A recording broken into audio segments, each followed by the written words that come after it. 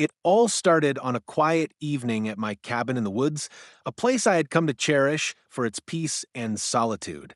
I had just finished a long day of working remotely and was unwinding with a cup of tea when I heard a knock on the door. Two men stood outside in uniform, claiming to be local law enforcement officers. They said they were investigating a complaint from the HOA regarding noise violations on the property. Something didn't sit right with me. The men seemed too rehearsed, their faces too stern, and their uniforms looked a little off. I was immediately suspicious, but didn't want to escalate the situation unnecessarily. I had a strong gut feeling, and it wasn't just paranoia.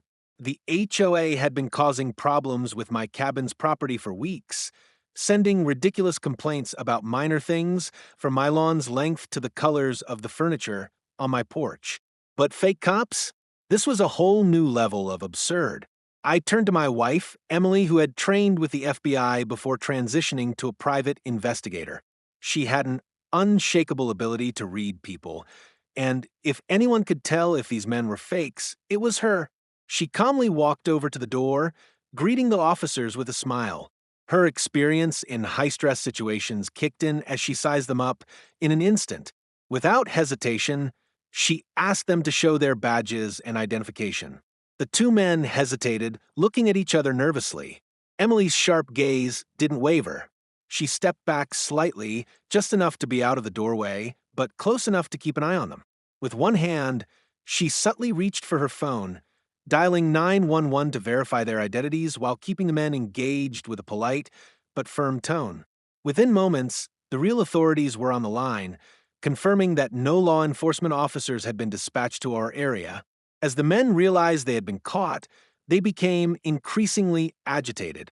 Emily's calm and assertive demeanor never faltered.